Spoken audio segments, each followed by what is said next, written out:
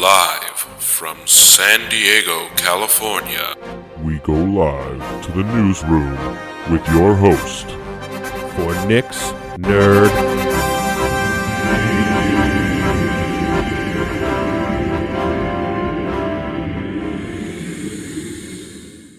Well. Welcome, friends, to another episode of Nick's Nerd News. It is episode 252. Yes, that's right, 252 episodes. We are 8 weeks away from our 5th year anniversary. How wild is that? Well, it's pretty wild. How are you guys doing? You guys doing good, having fun? It's obviously it's me, Nick, your host of this lovely podcast that you're listening to. Anyway, I've been posting more on TikTok, so hopefully you guys have been checking out the previews of each week's episode. You can check that out on my personal TikTok under the Nick DeFalco. Of course, we post on Instagram as well as the show's Instagram, Nick's Nerd News. Make sure you guys check that out as well. But not going to spend too much time on liking, sharing, subscribing, ringing a bell. Is there a bell? I don't know. But, there's a link tree. There's that. You can click on those things. But I digress. Why don't we go in and talk about what we're really here to talk about, and that's the nerd news, the news of nerddom, the nerd newsiness.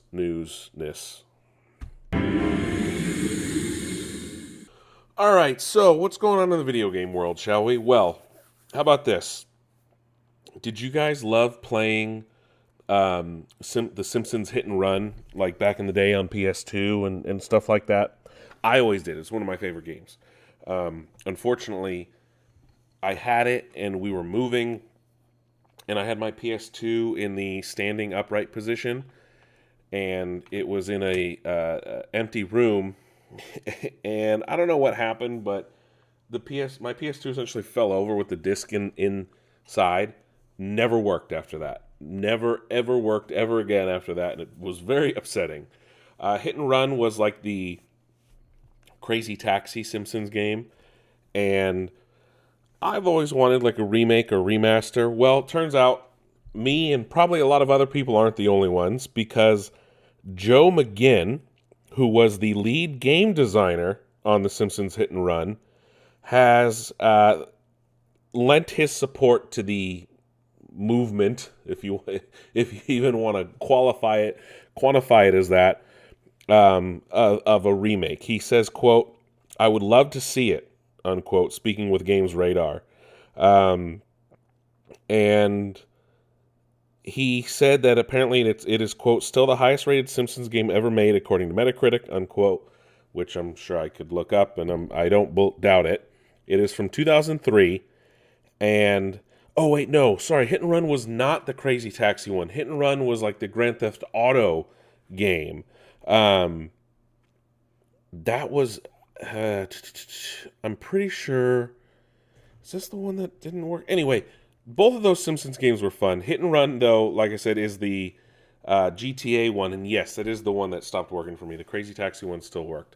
I forgot what that one was called. But Simpsons Hit and Run was so fun. It had so many cool cars. It had a cool story. It had a fully drivable Springfield. There hasn't been a good Simpsons game like that in a while, and I don't know why they stopped making them. The Simpsons is still a huge property. Yes, it's not the juggernaut it once was, but there's definitely a market for Simpsons games, and I don't see why they stopped.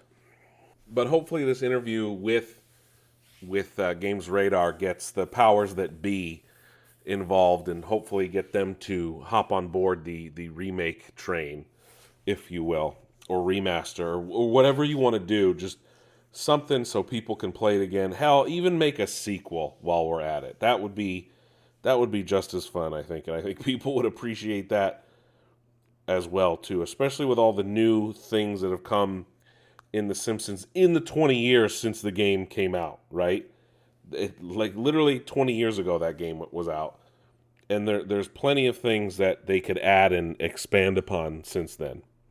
We've also learned that the writer of Half-Life, who Mark Laidlaw,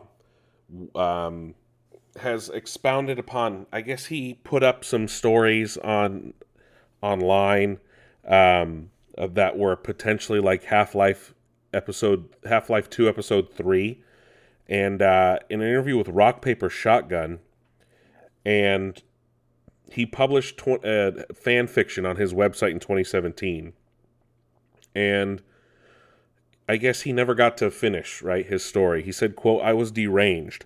I was living on an island, totally cut off from my friends and creative community of the last couple decades.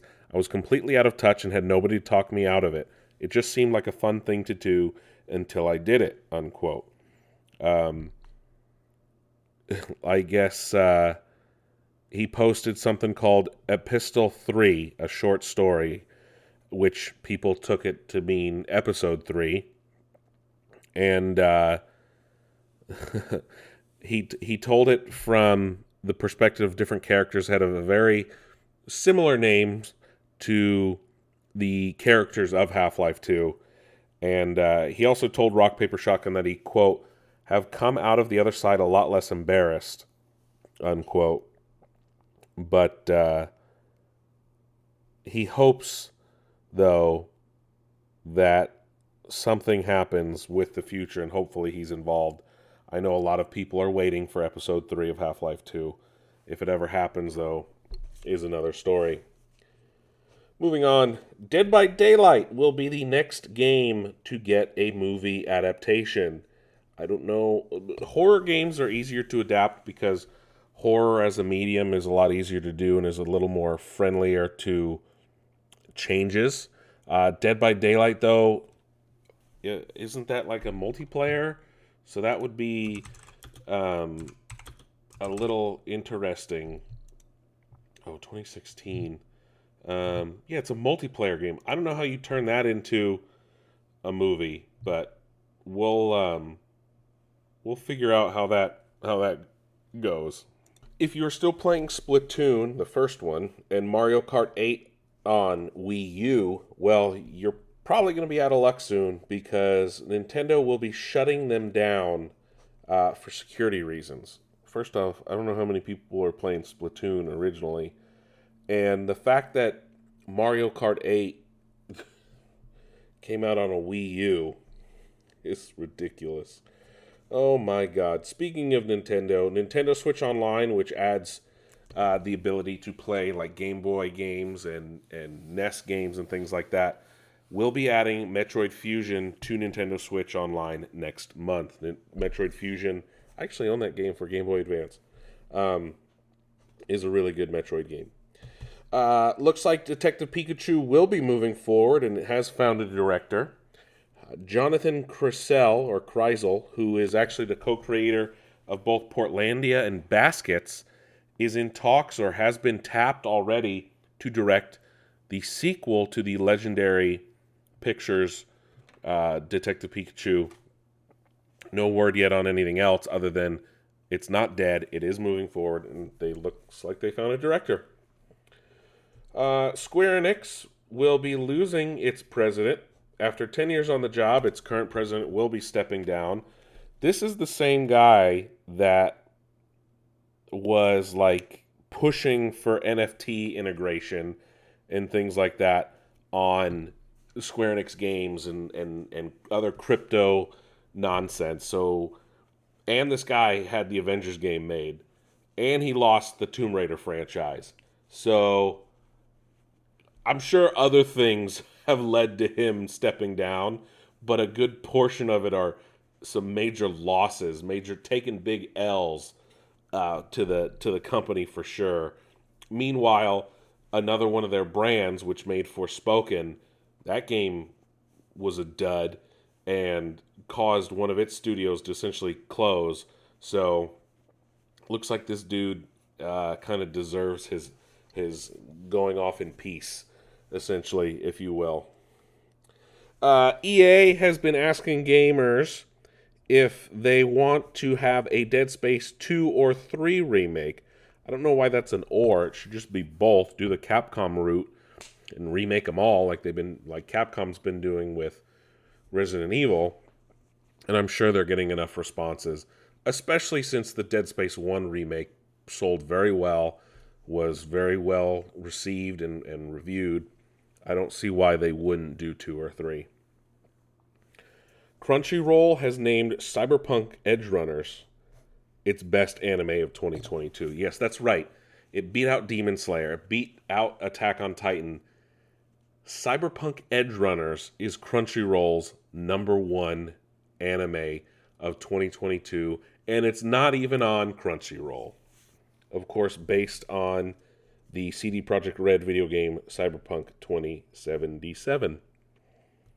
Redfall, the next game from Arcane and Bethesda, will have crossplay across Xbox, Game Pass, Steam, and the Epic Game Store. I don't understand the Game Pass thing because it's Xbox. But if you get Redfall, the game where you fight vampires in a small sleepy town, and your friends get it on Steam or Epic or Game Pass or what have you, there will be cross-play parity across those 4 platforms. A new Dragon Ball Z Budokai game was announced. It will be running in the Dragon Ball Z Budokai Tenkaichi series, which is a spin-off of the Dragon Ball Z Budokai. I don't... How many fighting games can we tolerate inside of the Dragon Ball Z universe, considering how well Fighters is? And in general, how many Dragon Ball games can we have running at once? I swear there's 4 of them out right now at the same time. How is that sustainable? How you don't want to split the player base or their time? I don't get it, man. I know Fighters is essentially done, but I don't know. Speaking of which, it's a little offshoot, but Guilty Gear Strive, which is made by the same company that made Dragon Ball Z Fighters, Guilty Gear Strive is coming to Xbox this month, and it's hitting Game Pass. So, that's a major deal. Anywho, if you are on last-gen consoles and you've been waiting patiently for Hogwarts Legacy, well, you're going to have to wait an extra month. It has been delayed from April out to May 5th. No word, though, on if the Switch version has been delayed. Paradox Interactive had a showcase this week announcing some new games and DLC. Stellaris is getting expansions as well as console versions. Europa Universalis 4 is getting new DLC. A new game called The Lamplighters League, which is a new turn-based game, is coming out.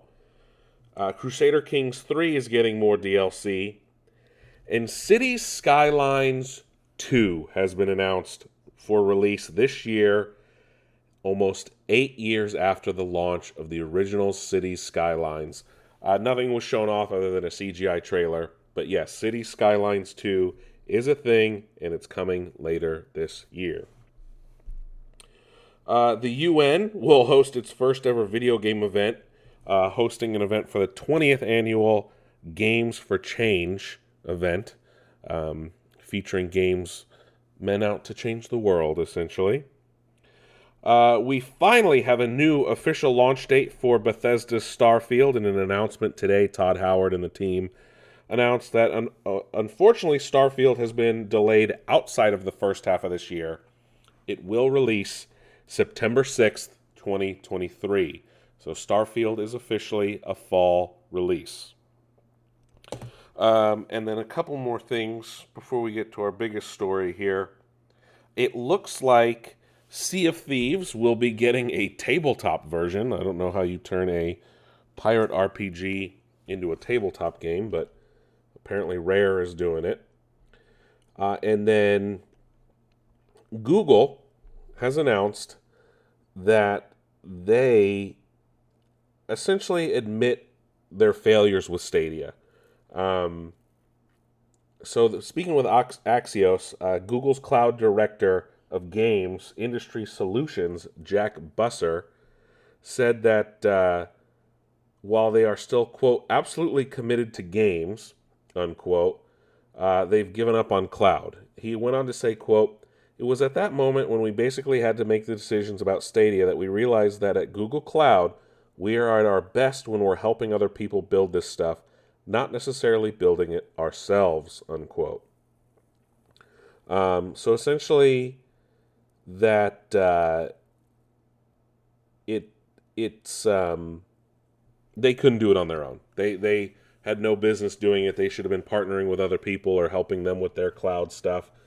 And it makes sense. It's why the Stadia didn't take off. It's why it didn't hit as well as I think they were hoping. They're going to try and be a competitor for other cloud infrastructure providers. So they're pivoting to more compete with Amazon and Microsoft, who are the biggest in the cloud space right now. So it looks like they've already partnered with Niantic, Embracer, and 2K, but it's not going to be like Stadia. I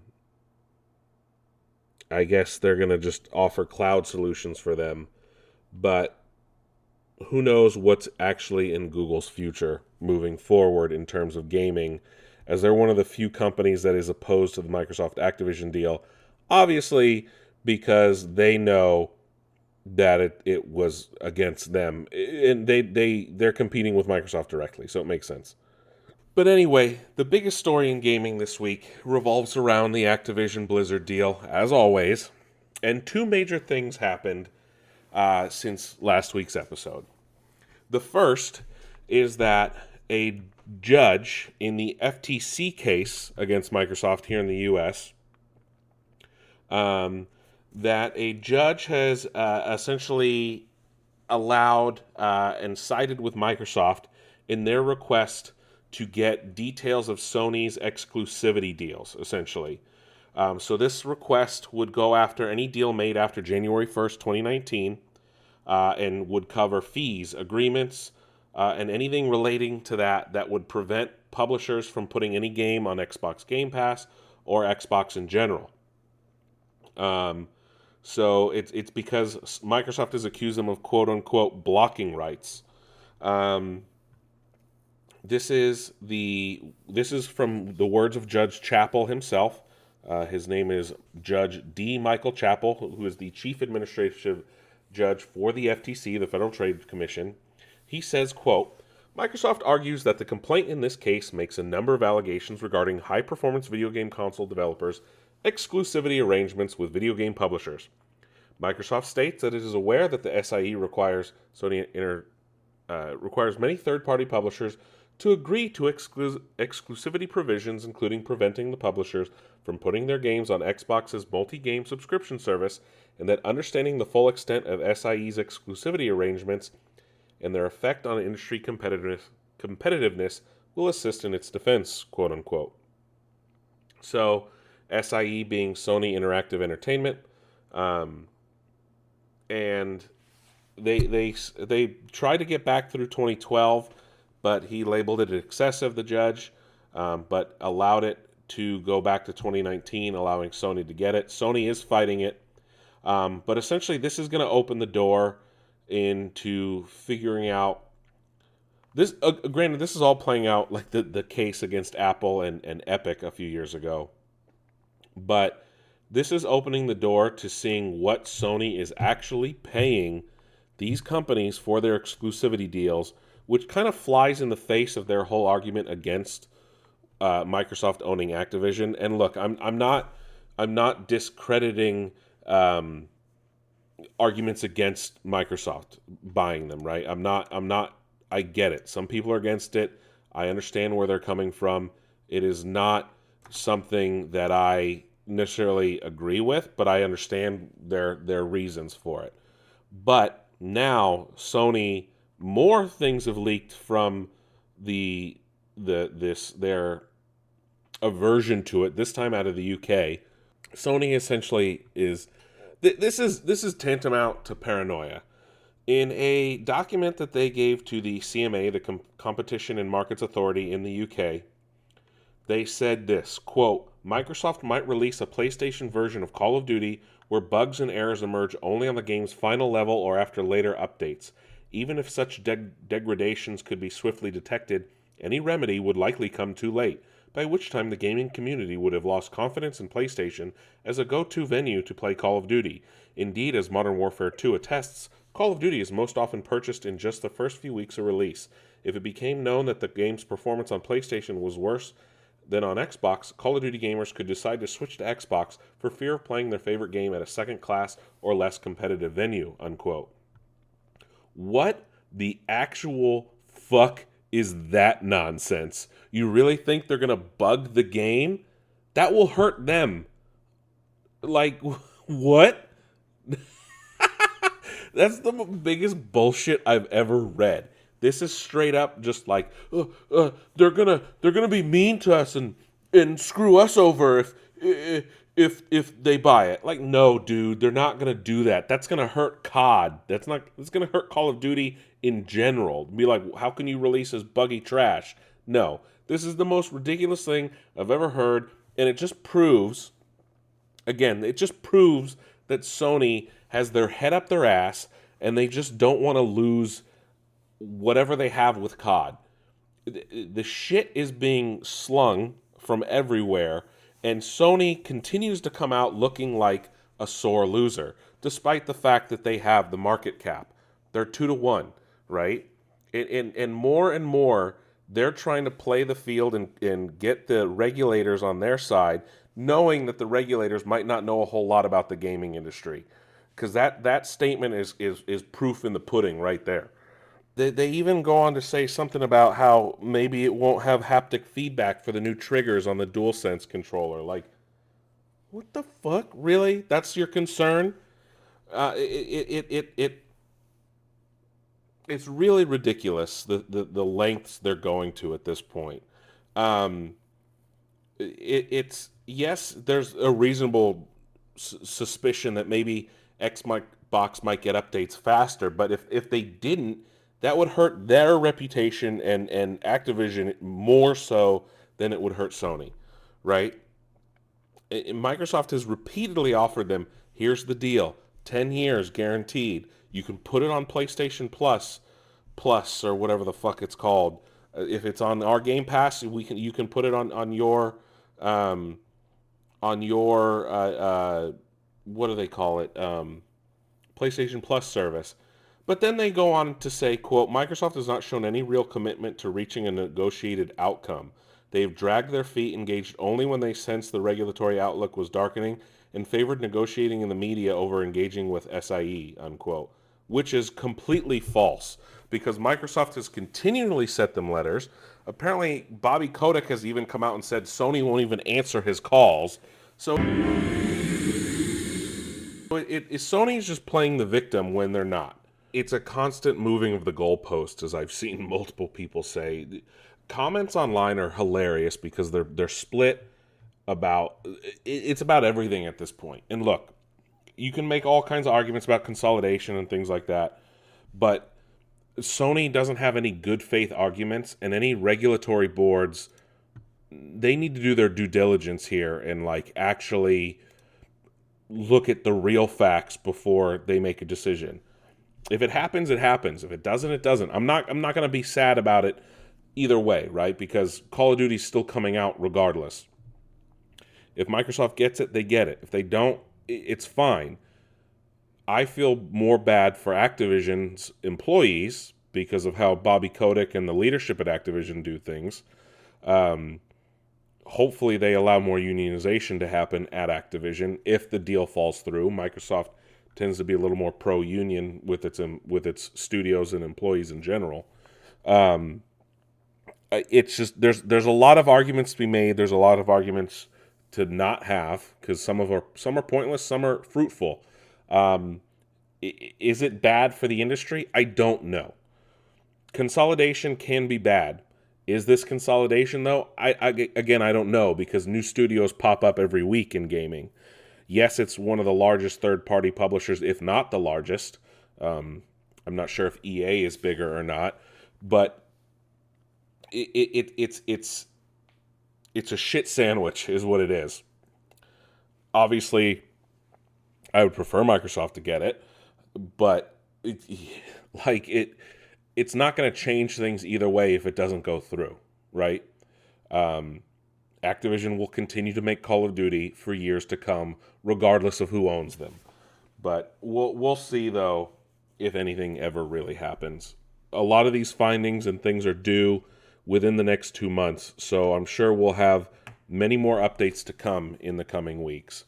But that's it for gaming. Let's move on to what's going on in TV land, shall we? So what's going on in your TV, in the boob tube, as it was called? Star Trek Discovery will be coming to an end with Season 5. Now, they didn't say if it was canceled or if it was just not renewed. I'm very confused because none of the statements make any sense. It doesn't come off as we're ending on our own terms or we're canceled. So I'm very confused in how this is playing out. So Season 5 will drop sometime in early 2024. And there's going to be apparently quote-unquote year-long celebrations and appearances at key events in markets around the world. And I guess they've pretty much completed filming. There's still some left to do. Obviously, there's post-production. But Sonequa Martin Green, who is the star of Star Trek Discovery, she plays Michael Burnham, says, quote, "I will never forget how it felt to stand together as a show family, cradling the heirloom of Trek with all those from the franchise at large and with the fans. The fans welcomed us into their hearts as we launched a new iteration of Trek and an entire entertainment platform, and we'll never forget it," unquote. Remember, Star Trek Discovery pretty much was the first show made specifically for what was then CBS All Access and is now Paramount Plus. Again, I'm very confused in how this is all playing out. Star Trek Discovery, of course, has been somewhat divisive. I did not like the first season. I did not watch the first or second season, and I came back when Season 3 was getting underway. Season 2 really saved the show for me, in my opinion. And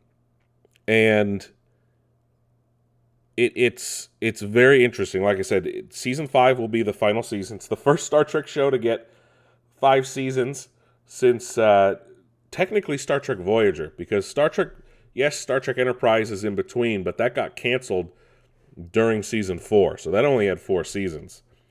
We've also learned, though, that Jonathan Frakes, of course the star of Star Trek The Next Generation, and has directed numerous Star Trek episodes across the franchise, has, of course, he's currently starring in Star Trek Picard Season 3. It looks like he actually filmed the first half of what will be Star Trek Discovery's 5th season finale and series finale. And he was being interviewed by IGN, and he said, quote, "I'm told they have a very satisfying fix so that it will conclude in a way that will tie in the story up. And I think they figured out how to do it. So they're going to go back and shoot and add to this finale that Olatunde Osunami and I did." I'm guessing that's the director of the second part. Unquote. So it looks like, based on what he said, it sounds like it was canceled, because you don't go in and film a 5th season finale and then them having to go back and do some extra stuff to make it a series finale. It would be interesting if they canceled it, though, because I would figure Star Trek is a big cash cow for Paramount Plus. Obviously, Star Treks of today are much more VFX focused and VFX heavy, and probably cost a lot more than old Trek shows. So having 3 or 4 of them going around is not ideal in a streaming service, especially one that's somewhat affordable in Paramount Plus compared to some others. So maybe they're just trimming the fat. Maybe it was canceled. Maybe it's not doing well. I'm not entirely sure. But Star Trek Discovery will end early 2024 with Season 5. We also got our first trailer for the new Pokemon anime, which is teasing a big adventure through the Paldea region. We have a character from Kanto. We have a character from Paldea. We have the new character, the new professor, and his partner, Captain Pikachu. It wasn't in English, though, so I was reading the subtitles. But you can go and watch that trailer. I think the English dub will drop sometime in later this year. Jenna Ortega, the star of Wednesday and, of course, Scream 6 that comes out this weekend, was being interviewed, and it looks like she was on the Armchair Expert podcast via Variety, and she was talking about how she essentially was a nuisance on set while filming Wednesday. She said, quote, "I don't think I've ever had to put my foot down more on a set in a way that I had to on Wednesday. Everything that Wednesday does, everything I had to play, did not make sense for her character at all. Her being in a love triangle, it made no sense. There was a line about a dress that she has to wear for a school dance, and she says, 'Oh my God, I love it. Ugh, I can't believe I said that. I literally hate myself.' And I had to go, no. There were times on set where I even became almost unprofessional in a sense where I just started changing lines. The script supervisor thought that I was going with something, and then I had to sit down with the writers, and they would be like, 'Wait, what happened to the scene?' And I would have to go through and explain why I couldn't do certain things. I grew very protective of her. You can't lead a story and have no emotional arc because then it's boring and nobody likes you. And Wednesday's a teenager. When you are little and say really morbid, offensive stuff, it's funny and endearing and, oh, you don't know any better. But then you become a teenager and it's, well, you're being nasty and you know it. There's less excuse," unquote. I kind of agree with her here, because if they were going to have Wednesday say things like that, then the writers don't know Wednesday Addams at all. Wednesday Addams is supposed to be morose and somewhat morbid and you know, what's the word? I can't think of the word. And it has to do with like Halloween shit and darkness and wow. Anyway, it starts with an M, and I can't think of it. But, like, Wednesday is not supposed to be giggly and bubbly and in a love triangle. Like, that is not how Wednesday Addams operates. Macabre, that's the word. I knew it was there. It was on the tip of my tongue. But, you know, I support Jenna in this. Obviously, a lot of people say she was perfect for the role because she's kind of weird and dark and edgy anyway. So it makes sense that, you know, she was Wednesday in making these changes. It's almost serendipitous. But you shouldn't really ever have to put your star in that situation either. So it kind of sucks that it's interesting for sure. I don't know though. We'll see what happens. If I know it's getting a season 2, so we'll see what happens moving forward. We've also learned that the Devil in the White City show that Hulu was producing and alongside with Keanu Reeves has been canceled.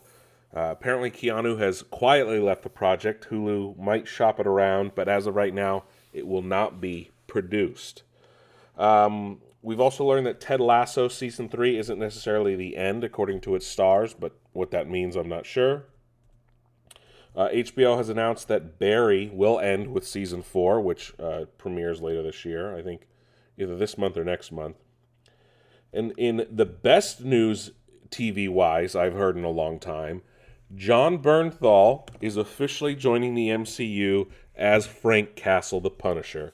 He will be joining the Daredevil Born Again show, of course reuniting with his Netflix Marvel co-star in the Daredevil show, and I cannot wait to see him return to the role that he essentially perfected, which is great news. So, before we move on to movie news, let me talk about some TV reviews.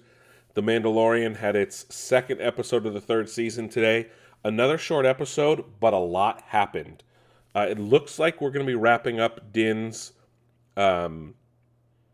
quest to bathe in the waters of the mines of Mandalore, because that essentially happens in this episode. It looks like he's giving up on his quest to bring IG-11 back as well, which is kind of weird. They made it seem like it was going to be a huge season-long thing. We got to go back to Mandalore, though, and Sundari City, and see what it looks like after the Purge, after Mandalore was bombed, and the ruins, essentially.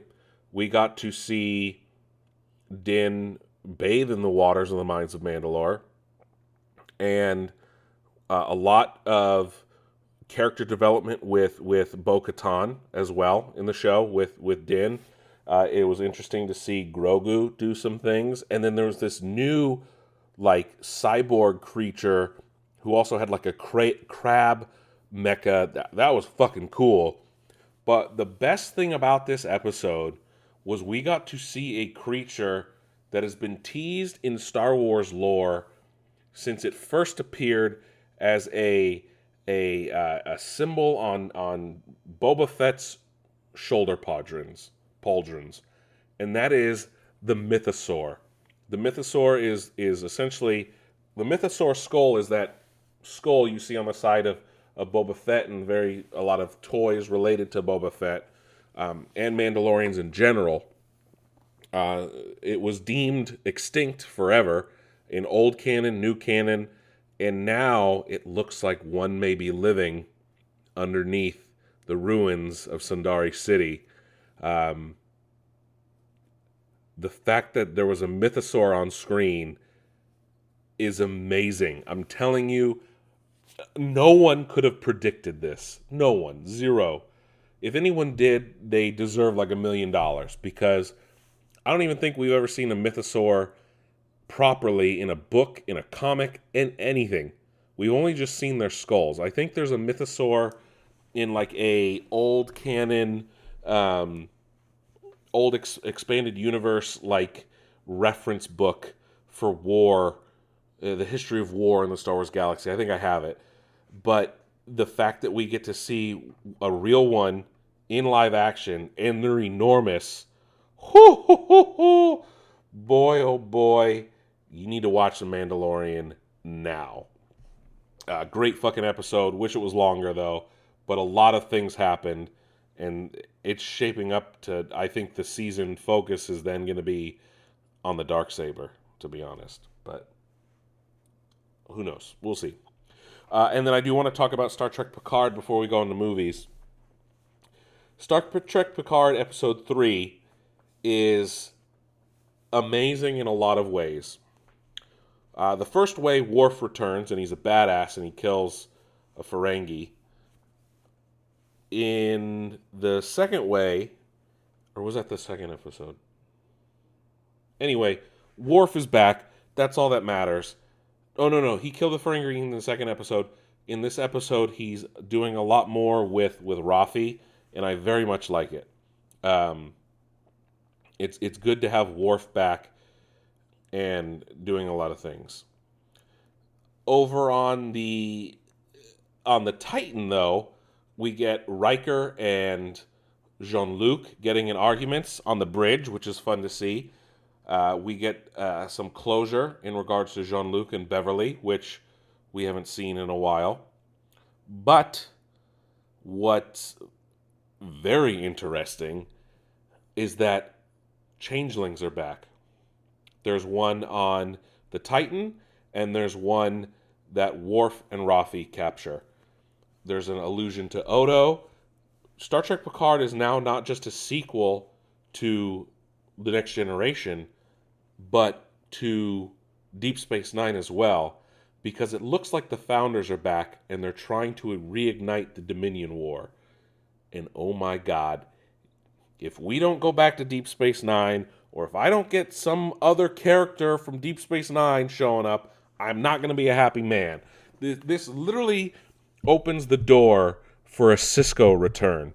I know that he has stepped away from acting recently because the industry kind of shunned him for some stupid-ass reason, Avery Brooks. But if they can get Sisko back for something, bring him back from the Prophets for Picard, the Dominion War is back, baby. That means you need to bring Martok back, and you need to bring Bashir in. And Garrick, I'm praying for.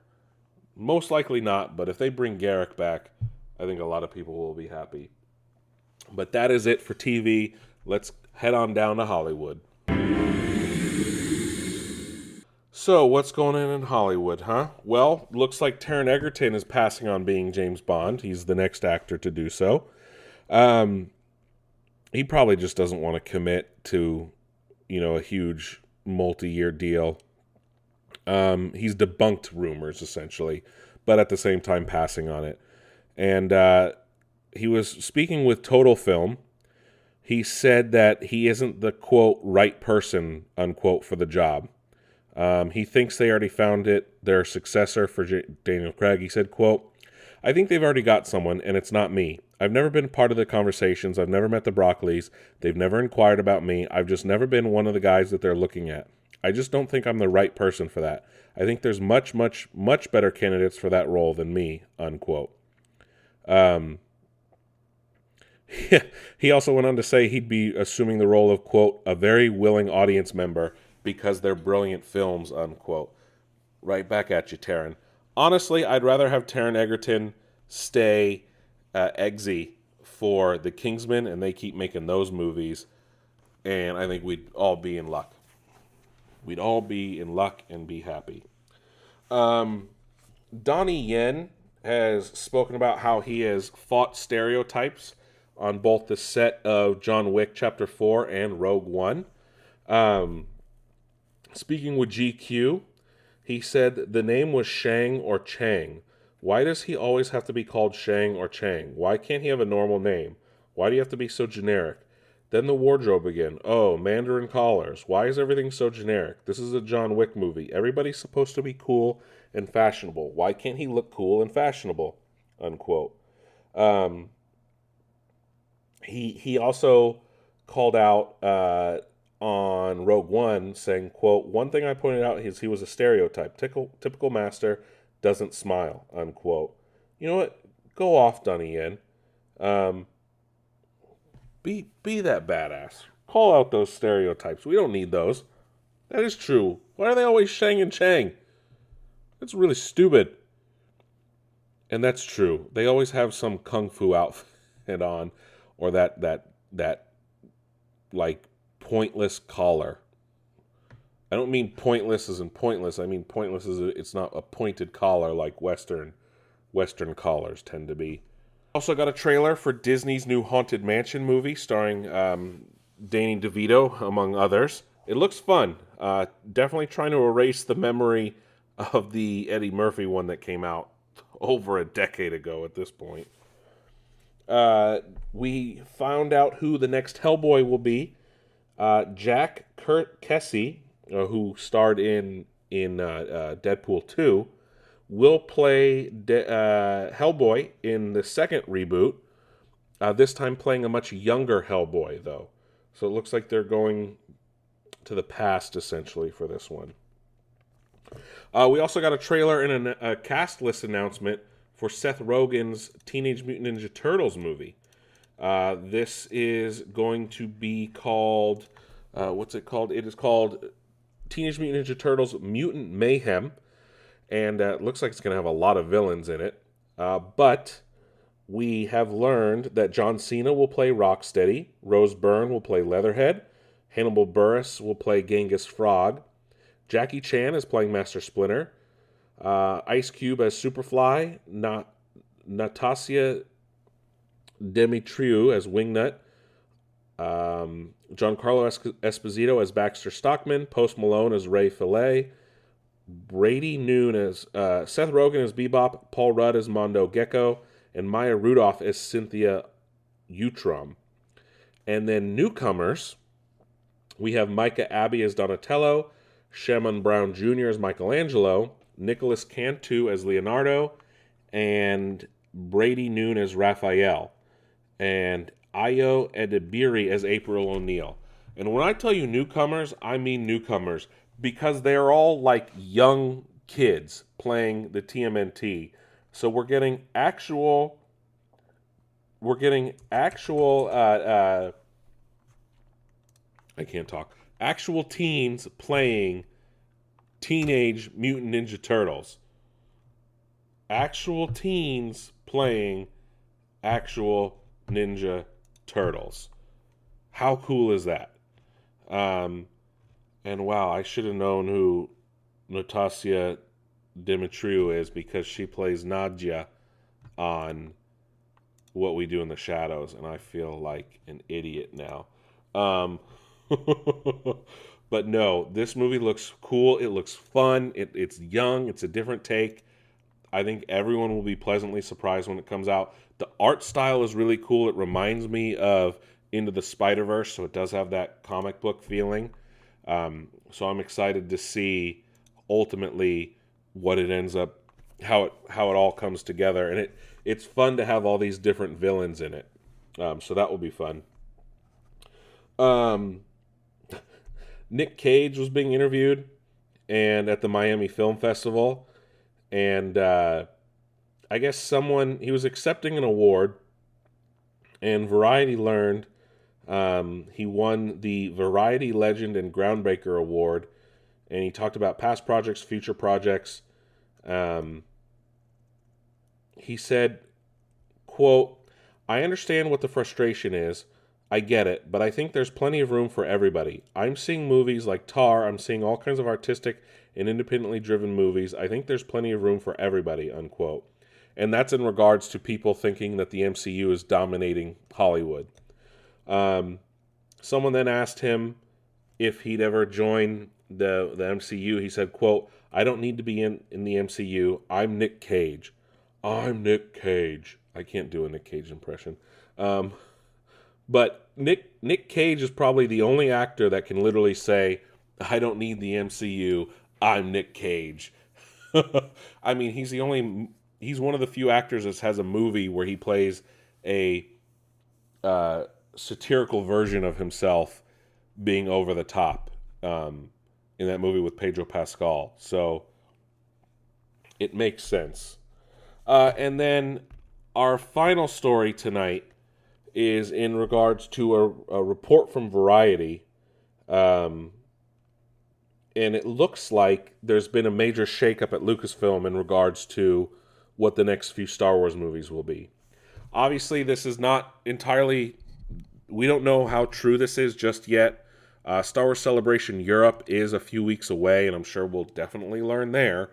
But via Variety, we've learned that Patty Jenkins's Rogue Squadron movie is no longer in active development and is being pulled from... It was supposed to come out this year, which was not going to happen, and now is no longer in active development. And Kevin Feige's produced film is no longer in active development as well. Obviously, Kevin Feige can't spend his extra time on Star Wars when he devotes most of his time to the Marvel Universe. I'm a little upset, though, over the Patty Jenkins thing, because a lot of fans want a Rogue Squadron movie. I think it would lend itself well to film. Maybe a TV show, actually, now that I think about it, really. But a movie would be great, right? In the vein of Top Gun. The first Top Gun. And it just sucks that, I think this all stems from Wonder Woman 84 not doing as well as people wanted, or her sticking around to... Wonder Woman 3 is not even happening anymore, right? So, I don't know what the situation is, and I don't know what's on her slate, but obviously things have opened up where she could potentially come in and do this movie. It sucks, though, that it's not in active development. Maybe it just got delayed, and we'll learn more in the future. We don't know. The trilogy from Rian Johnson is apparently still in development, active development, whatever that means. Or not active development, but still on the table. But we have learned, though, for certain, though, is the movie that is coming from Taika Waititi. Taika is apparently also going to be playing a role in the film. He'll be writing it. That movie is more than likely next up for release. We don't know anything about it, but hopefully people don't hate on it just because of what happened with Thor: Love and Thunder. Taika's funny. He's a good writer. He can bring new life into Star Wars, even though we're not used to comedy. Maybe it'll be a dark comedy. I don't know. Again, this is just a report from Variety. We'll obviously learn more when Star Wars Celebration Europe happens in early April.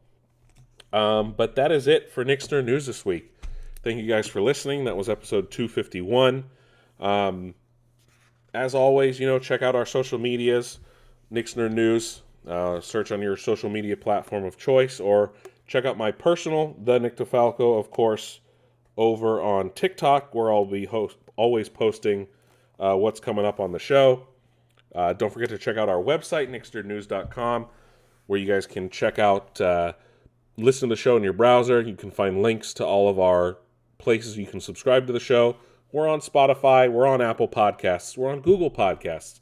We're on Amazon Music. We're on iHeartRadio. There is no place you can't find the show. I hope you guys enjoy listening week in, week out. And I am set to go on vacation in just a few short hours. And hope you guys have a great weekend. I will see you next week. And hopefully we'll have some fun news to talk about. Catch you guys on the flip side.